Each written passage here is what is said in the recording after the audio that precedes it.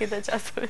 Ја не сум искрено баш нокна птица, али еве по Милена па ќе се согласи сега со мене дека обично пробите по стандард почињаат во оперите од 10 часот наутро и треба да се има доста концентрација, да се биде наспан, да се биде наеден нормално, да работи телото, да работи, да функционира мозокот и воопшто еве, па не ни е проблем искрено.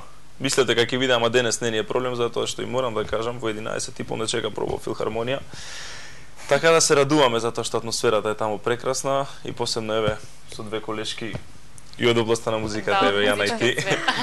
Да, искрено задоволство. Јас затоа и ги сакам секогаш овие разговори, затоа што е убаво да се знае и таа страна на работата, каква е атмосферата и како таму се работи.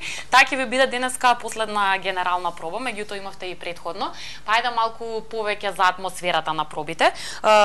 Како е да се биде еве дел од оваа екипа, така да се изразам, Македонска филхармонија, цел оркестар е тука и гостин диригент, се чувствувавте ли убаво на пробите барем досега?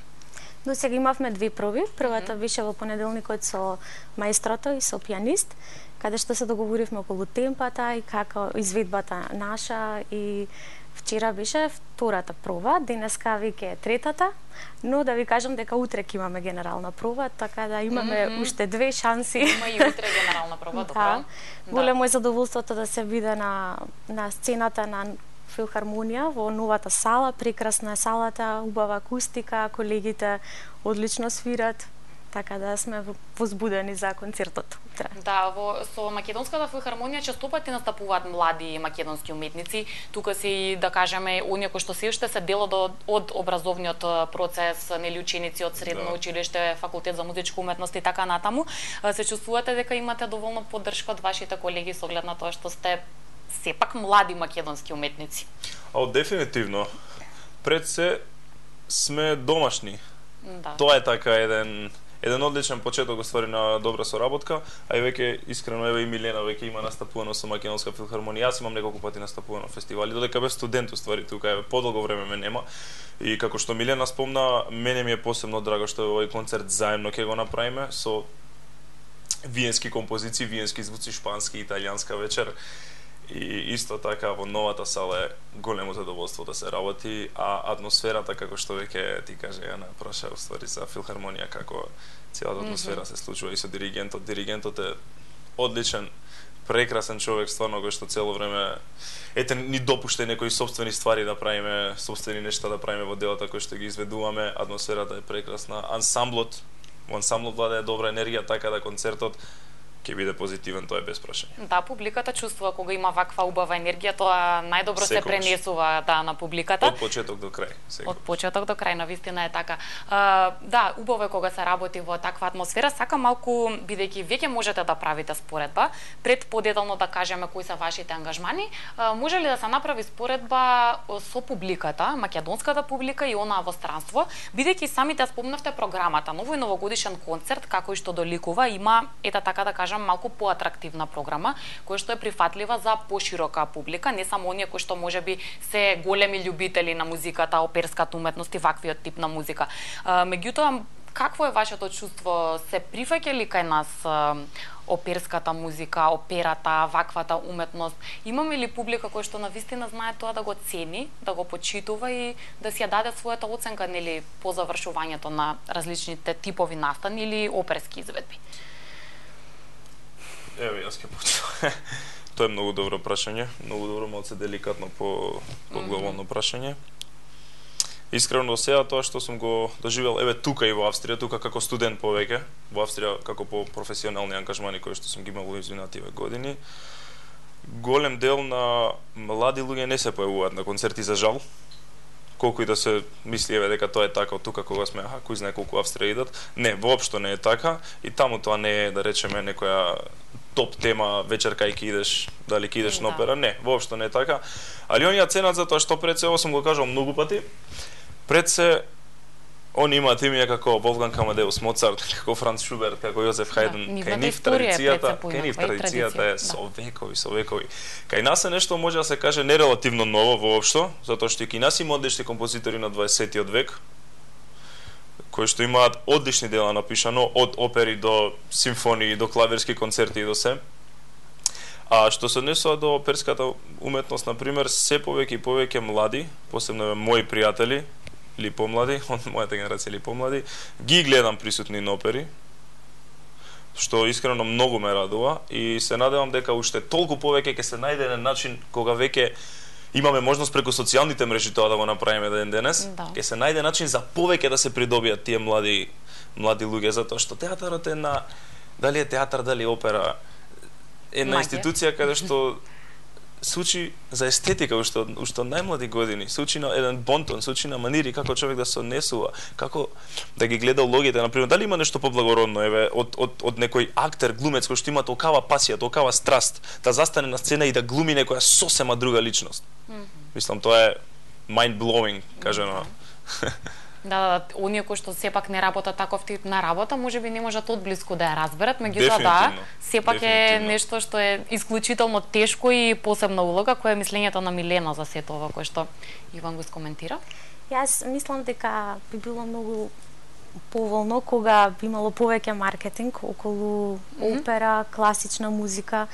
Мислам дека луѓето си уште мислат дека е тоа една табу тема во земјава, дека доколку се доближи повеќе уметноста, доколку се едуцира публиката, мислам дека многу луѓе ќе ја засакаат и ќе почнат се повеќе да доаѓаат и на опера и на концерти, и дека кога би се зголемил репертоарот во македонската опера, можеби да има поинтересни представи, поставки, продукции, да, и да биде повеќе тоа маркетиншки поддржано, мислам дека многу повеќе публика би имале и дека од млади би доаѓале на представи и дека навистина ќе научат луѓето дека тоа не е ништо страшно. Да, може би имате еден погрешен впечаток како јас ќе си поминам доколку отидам на опера и за тоа да позборуваме, постојат веќе и во светот, но и кај нас можеме да се пофалиме модерни, нови поставки на веќе стандардните опери, па дури оние кои што се дел од железниот репертоар. Сето тоа изгледа нели во едно ново, поинакво светло, со поинакви костими, сценографија и така натаму, како што замислуваат оние кои ги поставуваат представите. Еве Иван може да кажеме релативно скоро беше дел од она што се случуваше на сцената на македонска опера и балет, па еве тука можеш да ни кажеш и лично како беше чувството. Имаше носечка така, една од главните улоги во представата Евгениј Онегин, како што реков, ново сработена. Тоа беше премиера практично. Изгледа многу поинаку од начинот на кој што досега публиката била навикната да ја гледа. Какво беше ова искуство? Тоа беше стварно многу еден голем предизвик беше. Пред се, како мене, толку изграден колку што е со моите 25 години, тоа што беше 2016 мај. Пред се, како мене, како пејач и како личност Евгениј Онегин, мислам да се пее огромен предизвик. Се надевам дека, многу сум задоволен од себе, се надевам дека убави критики имаш и дека еве добро сум го направил тоа. Режијата беше на Дејан Пројковски, многу интересно. Тоа беше драмски режисер.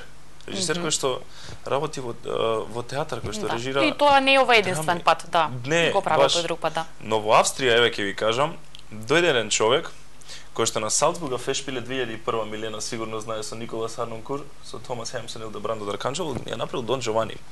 И тоа му било понудено само заради неговиот не толку авангарден стил на режирање, и самиот ни кажа дека му бил понуден, а тој исто така драмски режисер. Така да, ете, веќе многу одамна, пред 15 на 16 на години, дури во Австрија и во Германија се прават веќе тие отстапки. Мислам дека искрено треба што повеќе да се следи нивниот пример. И ќе се надоврзам на претходното прашање како ете да се маркетиншки малце да се доближи операта преку режијата. Кога ќе дадат помлади луѓе, преку режијата може да се доближи.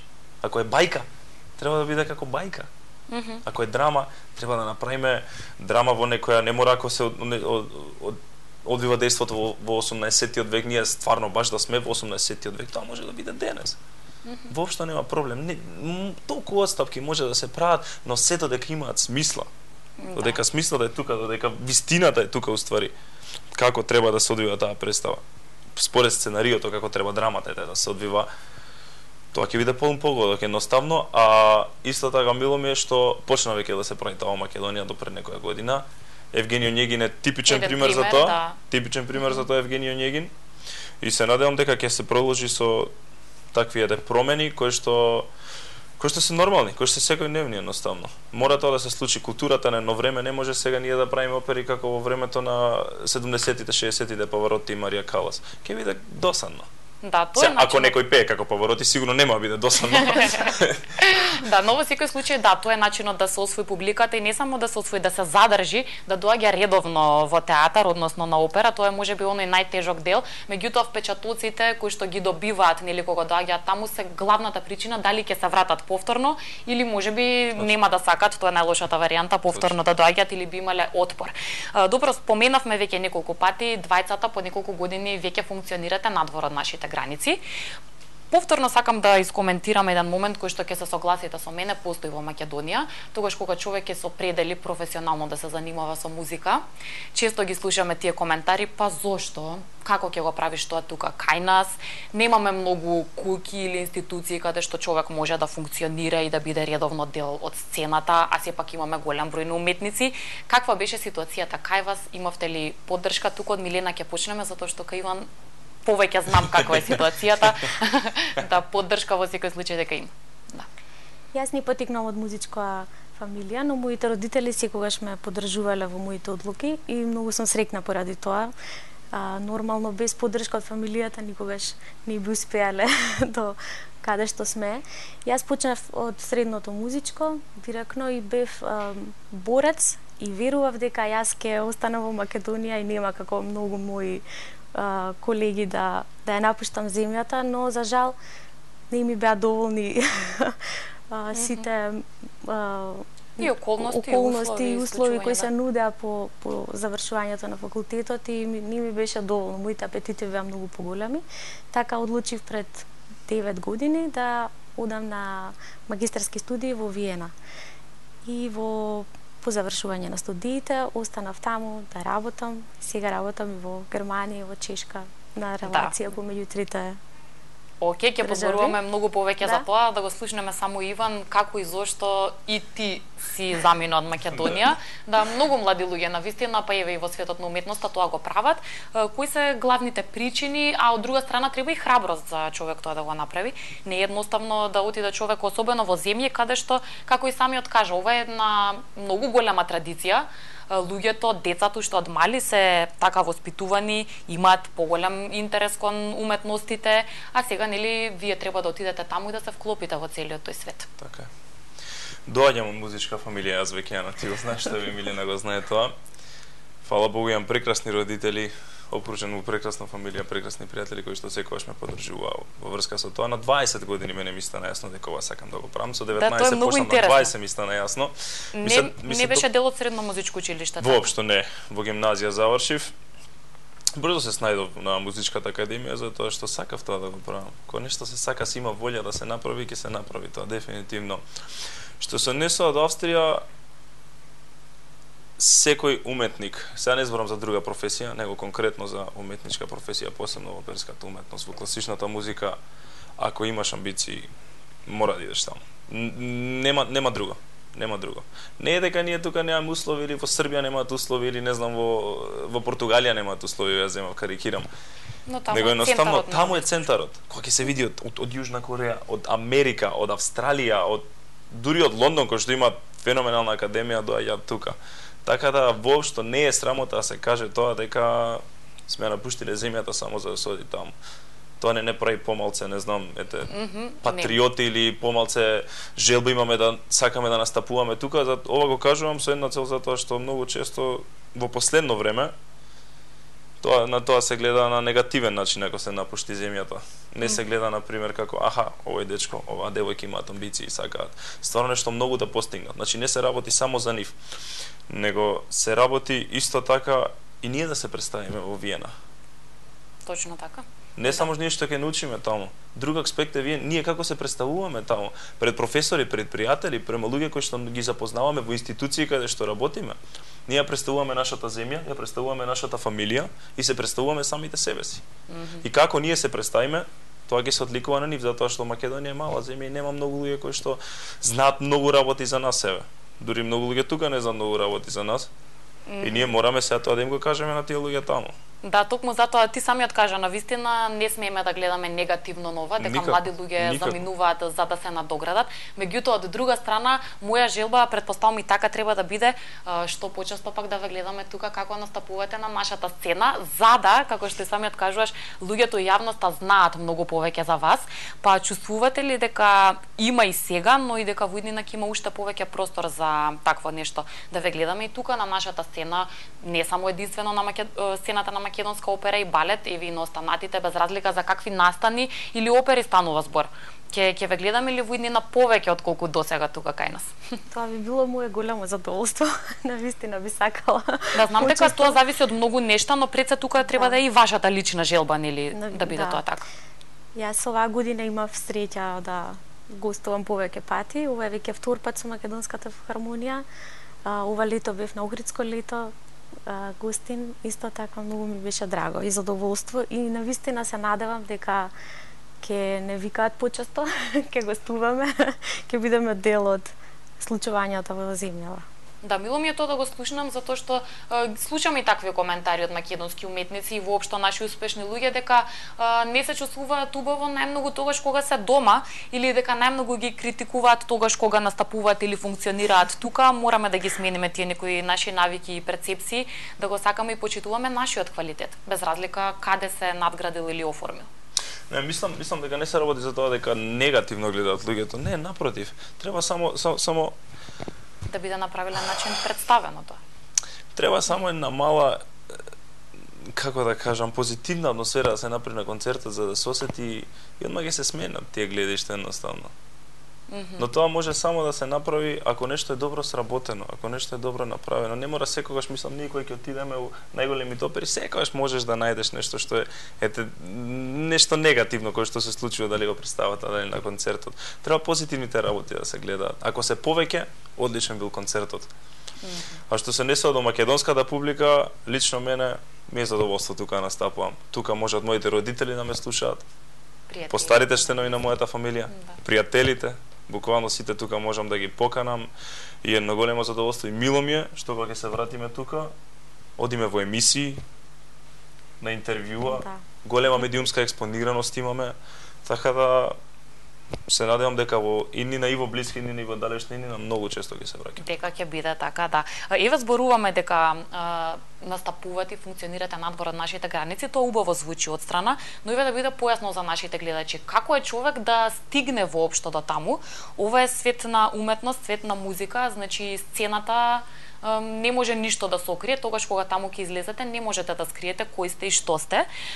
Така што, еве, за да се биде дел од такви музички институции, училишта, како и да е да бидете дел од класата на некои големи ментори, вие треба да ја добиете шансата, односно да ја заслужите шансата за тоа. Како изгледаше буквално вашиот старт во странство? Сите тие приемни испити, настапи, малку повеќе тоа да им го доближиме на нашите гледачи, затоа што мислам дека секогаш е нели сликата во глава, да, наши луѓе на голема сцена, но каков е патот до таму? Не е воопшто едноставно. Може да ви кажам, сигурно. Јас почнав со студирање на приватен конзерваториум. Од проста причина во тој период беше проблем виза да се добие и да се излезе од земјава. Но по една година и научив германски и се запишав на Државниот конзерваториум во Виена.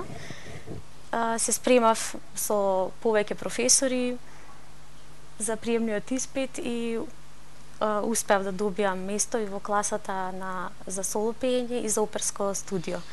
Така да во наредните 2 години навистина се посветив на студирањето и имав среќа да работам со многу добри професори. Навистина се оформи целото свое знаење го оформив на конзерваториумот, буквално не спремија за аудиции, како да се добие работа, што да се облече, како да се нашминка, човек работи кои не се учат секојдневно, а додатно беше и техниката, кој репертоар да се представи, представи вистински, да. Вистински и како да контактираме, комуницираме со агентите, кој е начинот на самото менаџирање. Многу корисни работи за да се оформи целата личност и уметник практично, да, затоа што тоа не е единствено пеењето, во вашиот случај тоа се многу компоненти. Иван, како беше кај тебе, лесно или тешко да се пробие човек во овој свет? Па и уште се пробивам, така да. Јас со 22 години отидов во Грац, на Академијата на Грац, во Грац, и за 3 години ги завршив моите мастер студии. Сега сум во Виена. Сметам дека Виена е многу подобро, го најдов конечно менторот, еден од најпознатите професори во Виена, со кој што одлично соработуваме. Се надевам дека он многу повеќе ќе ми помогне и многу побрзо ќе иде тој процес на надградување и на се тоа, затоа што оваа професија, како што Милена кажа, постојат тренинзи дури на тоа како се облагаш. Првите две реченици како ги представуваш пред луѓето, дали пред агенти, дали во опера, на аудиција, има толку едни ситни детали кои што искрено сметам дека само преку искуство може да станат нешто вистинско, да, по инерција да си се движат. Не може тоа механички, мислам, одма да се научи како теорија една. Треба да се осети на тие даски што значат живот, да се застани, да се испее. И ќе напоменам дека нашата диплома вреди, и тоа многу вреди, но како формалност, кога се иде на аудиција, воопшто не им е релевантна на луѓето кои што седат таму. Дали се агентите, дали се интенданти на опери, дали се режисери, дали се диригенти. И тука, баш во тој момент, кога ќе дојдат твоите 5 минути, ама не треба само еден пат во животот да дојдат. Оваа професија треба многу почесто да дојдат 5 минути. И фала Богу, до сега се иде одлично, аудиции, некои се положуваат, некои не се положуваат, но се надевам. Да. Заборив само да напоменам дека вториот мастер го студирам сега во областа лид и ораториум, односно германска песна и ораториум, да се надградам во тоа поле многу би сака, затоа што после консултации со мојот професор моментално сватив дека тоа ќе ми даде еден одличен стабилитет за на сцената, како технички да го внесам повеќе гласот, повеќе да покажам пред публиката и многу повеќе работи да научам. Да бидеш во твоето најдобро издание. Баш, го спомена самиот искуството, навистина кога во прашање сцената, можеби клучно за тоа како вие ќе изгледате, како ќе се однесувате, како ќе се носите со улогите. Затоа не го поставам ова како клише прашање. Сакам да знам какво беше вашето прво искуство со поголема или ваша позначена улога, затоа што нели прв пат тоа го правите, немате претходно искуство, не знаете како сето тоа ќе биде, предпоставувам има тука и позитивна трема. Како вие си го памтите? Може да се каже дека беше позитивно или не толку убаво чувство, ете за прв пат да се биде дел од големата сцена? Моето најголемо прво искуство, да ви кажам, во Виена, затоа што бев дел од македонската опера скоро 6 години тука, пред да одам во Виена. Тоа беше првото моје искуство. Многу научив тука, морам да кажам, знае да бидеш на сцена, каде е светлото, каде е публиката, како да имаш контакт со диригент, тоа многу ми помогна. Но првото искуство во Виена беше баш во Musikverein, каде што бев солист со хорот Арнолд Шонберг хор.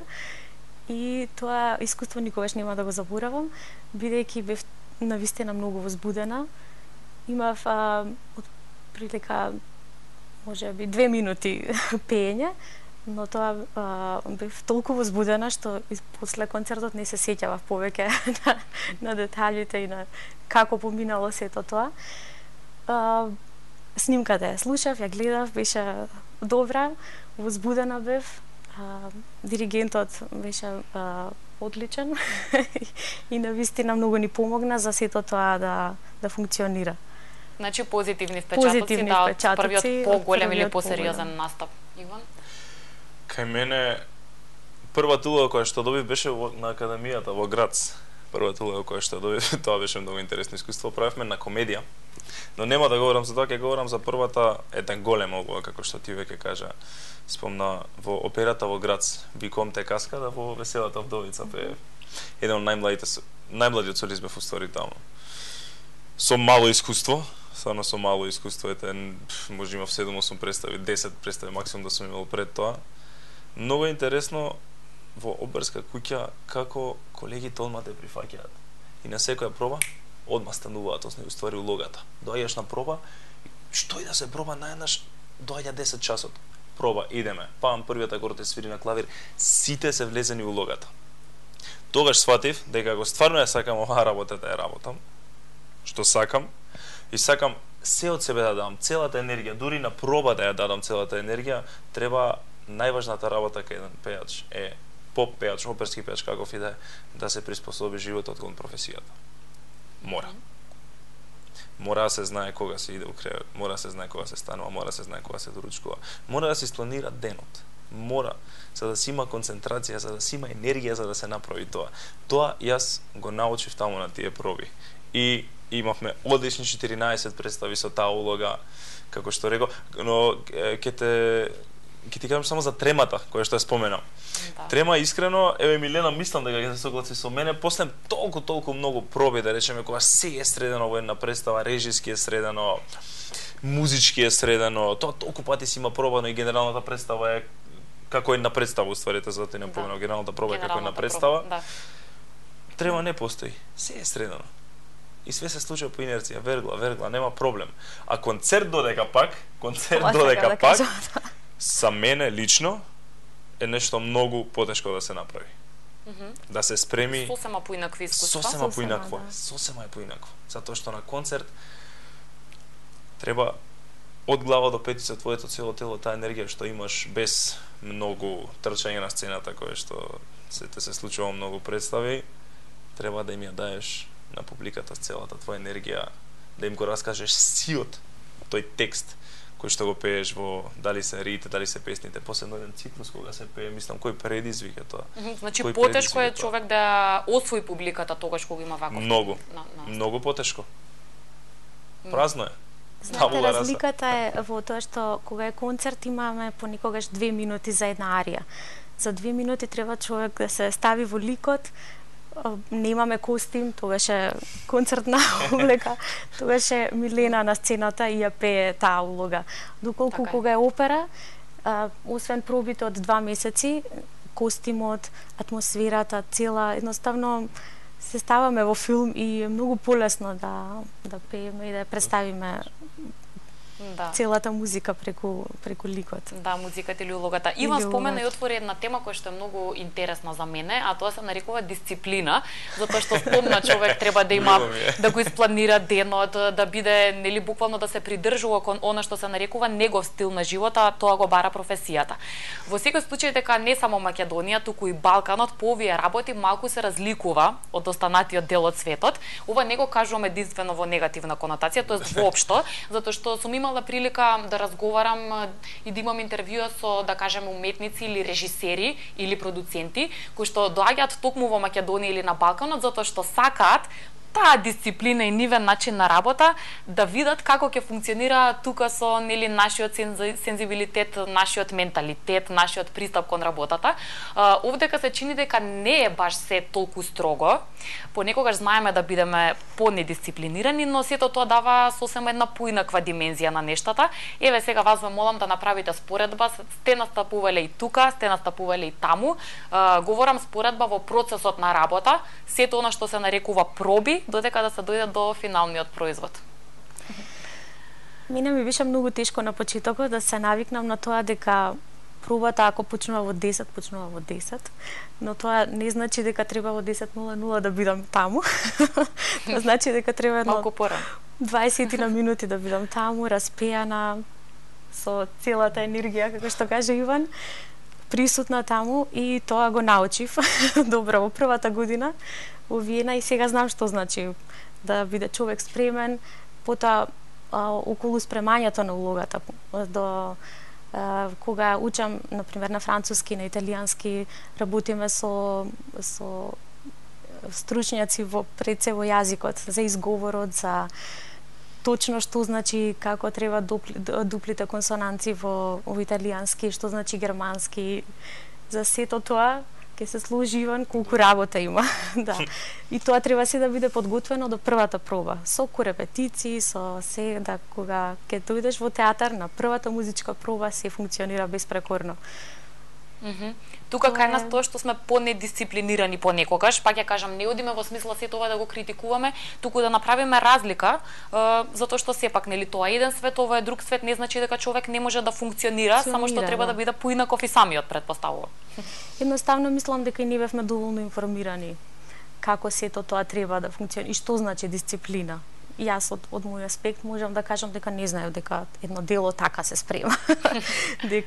дека до толку се посветува внимание и дека на првата проба треба човек да го совлада сето тоа сам, а потоа доаѓаат другите финиси за да биде финалниот производ или најдобар, да. Да. Иван, да го слушнеме што мисли по ова прашање, затоа што самиот ја отвори темата за дисциплина. Точно. Многу е важна во нашата професија, како што реков, многу интересна работа еднаш се случи. Да закаснам на час германски имав на почеток кога бев во град, 5-6 минути. Ја гледам професорката која што предава позади мене, трча таква целата. Викам професорка, викам, се извинувам што каснаме бе. Вика не, јас се извинувам што каснам, вика ние сме познати по тоа австријците. Мислам. Така да ете и они си мислат за себе дека не се толку, да речеме, точни. Но ќе се надоврзам на прашањето за недисциплина, за мислам дека не е тоа баш така тука. Тука има огромен капацитет, огромен талент има. Дури во операта, ете јас настапував со колеги. Талентирани се сите многу. И кога се работи, стварно се сработува нешто, тоа е одлично. Ама предноста кај земјите како што се Австрија и Германија конкретно и Италија за оваа професија, конкуренцијата огромна е. Огромна и секој сака да зграбчи повеќе, секој сака он да биде тој, секој сака да пее наместо тебе, секој сака да работи прв наместо тебе, прв да се појави, прв да, како да кажам, да дојде до израз. Значи, тука е таа борба. Тоа е отежна околностите и те тера малце повеќе да се запрашаш колку си амбициозен и колку стварно го сакаш тоа што го правиш и докаде си спремен да одиш. Ако си спремен да одиш до крај, резултатите ти ќе доеш прв на проба. Ти ќе доеш најспремен на проба, дури на памет, тебе без книга, мене ми се случило. Затоа што нема никогаш втора шанса. Така да само една шанса има за прв печаток. Токму така да, еве се надевам ово инспиративно дека ќе звучи за оние кои што не слушаат, навистина убаво го кажа сето тоа. Само уште неколку минути имаме до крај на разговорот, затоа бидејќи смете во еден убав период од годината ја заокружуваме 2017. Тука сакам да ве прашам како ќе си ги поминете празниците. Тука сте со вашите најблиски и покрај тоа што имате професионален ангажман, се надевам ќе најдете малку време и за релаксација, за пријателите, да бидете малку и дома со оние кои што ви се најблиски. Какви се вашите планови? До кога всушност ќе имате време да бидете тука во Македонија? Еве, искрено ќе си кажам се девојката ќе ја поминам новата година. Се надам ќе биде мило и на неа кој ќе го слушне ова на телевизија. За да не испадне после, епа Иван ти не кажуваш ти вака ти така. Со фамилијата се видов, седнав, паѓе си се видиме секако за празници. Криво ми е што за Божик не останувам тука, еден од најголемите наши празници. Че веднаш после Нова година? Веднаш после Нова година, да, треба да се вратам, затоа што ете таму ми следи еден концерт на 12 јануари, да си се пофалам во Швембрун театарот со оркестар, ораториумска вечер, тоа ќе биде прекрасен концерт. Така ќе поминам празниците, сега целта ми е да помине денешната проба, утре генералната проба и концертот. Воопшто не се грижам, знам дека ќе биде одличен, знам дека ќе биде затоа што имам една прекрасна колешка поред мене тука. Знам дека ќе биде одличен, со кој што ми е чест да настапувам и диригентот е еден прекрасен човек како што веќе споменав на почетокот на емисијата. И за празниците тоа. Овој период празничен ќе го поминеш, значи ќе го поминам во Македонија. Во Македонија. Нова година ќе славам Македонија со пријателите и со девојката. Ето, одлично. Како е кај Милена? Побрзо си заминуваш од колку Иван? Да, јас сум само на една недела дојдена и драго ми е што добив слободни денови од Германија, бидејќи сум таму на проект. Јас примаме Леноција ди Фигаро или Свадбата на Фигаро, зашто имам водичката женска улога и ме чека многу работа. Премиерата е на 27 јануари. Така да сум многу среќна што се случи овој концерт, што добив слободни денови, што можев да дојдам и да поминам една недела со фамилијата, пријателите, да имаме прекрасен концерт и веќе на први полетувам. Да, за тоа Германија. ќе биде тоа. Нема да го поставам тоа прашање омилена улога, меѓутоа сакам да ве прашам и тоа е можеби еден тежок дел да одлучите или вистински да го изберете тоа што вас најдобро ви лежи, како што кажа Иван, да бидете во своето најдобро издание, на вистина широк спектар на улоги, различни типови на техники и така натаму, начини на кои што човек се представува. Чувствувате дека досега сте избрали и сте решиле кое ќе биде вашето издание, зборуваме генерално, или може да се каже дека се уште стрикно не можете да се насочите или да кажете дека досега сте се насочиле до крај? Младите пејачи, тоа е многу добро прашање, младите пејачи прават голем проблем. Нема пред никаква не смеат сами да одлучуваат. Мора да си има консултација со професорот, мора прагматични да бидат. Мора, еве јас сум моментално, во моментов прагматичен со мојот професор. Одме седна, Иван, кои ти се плановите, кои ти се целите да позборуваме, затоа што еве плановите и целите во врска со тебе, моите, се тие. Јас тебе те гледам во тие улоги. Ќе идеме во тие опери на аудиции, ќе правиме тоа и тоа. Мора да си има план. Само работа. Често се случува млади пејачи да сакаат да пеат нешто што воопшто не е за нив. Воопшто не е за нивниот глас, затоа што на YouTube се гледаат светски имиња кои што немаат никакви проблеми со најтешките улоги и сето тоа убаво звучи, ама јас ви гарантирам дека на 25-6 години тие сигурно не го пееле тоа. Дури самите си кажуваат тоа во интервју, ама желбата е голема едноставно и тука мора да се биде многу предпазлив што се случува. Да, затоа што е сепак важно сето тоа како ќе одлучите може кариерата да се заврши, може човек да се изфорсира. Не може, например, еве јас сега Тореадорот од Кармен. Една одлична улога за мене. Јас ќе ја пеам тука. Но кога би ја пеел во опера, тоа е било нешто сосема друго. Мислам, јас себе си не можам во моментов да се замислам 15 представи имам со таа улога. Не е дека нема да го направам тоа, него која би била продуктивноста на тоа. Но додека пак за 7 или 8 години тоа ќе биде едно сосема секојдневие кој што ќе се случи.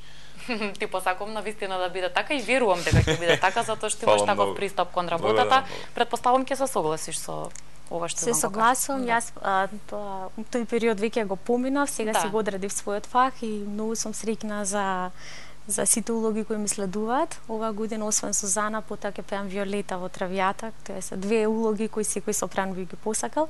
Но морам да кажам дека предизвик беше за мене Славеот од Стравински, кој ми беше понуден во Националната опера во Прага.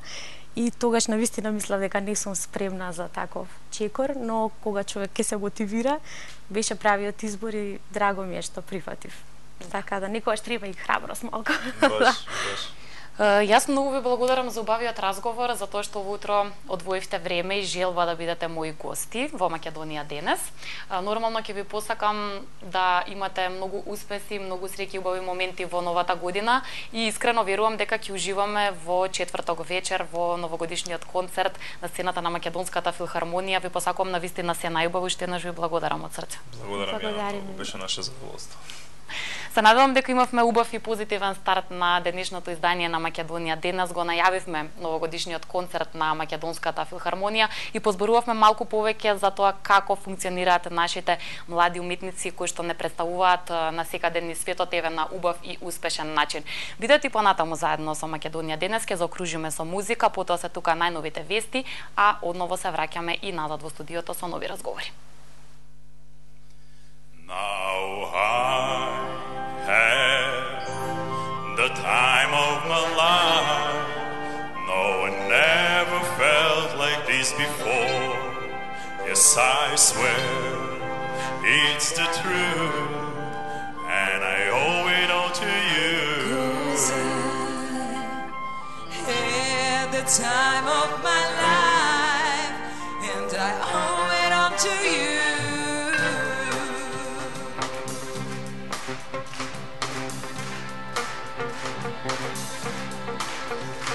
I've been waiting for so long, now I finally found someone to stand by me. We saw the writing on the wall as we felt this magical fantasy. Now with passion in our eyes, there's no way we through the skies, it's secretly. So we take each other's hands, cause we seem to understand the urgency. Just remember, You're the one thing I can't get enough of. So I tell you something. This could be love, Because I had the time of my life, and I never felt this way before. yes, I swear It's the truth. and I owe it all to you. Hey, baby. With my body and my soul, I want you more than you ever know. So we'll just let it go. Don't be afraid to lose control. Yes, I know what's on your mind when you say, stay with me tonight.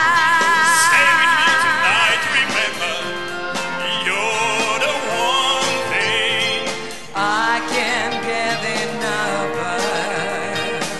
So I tell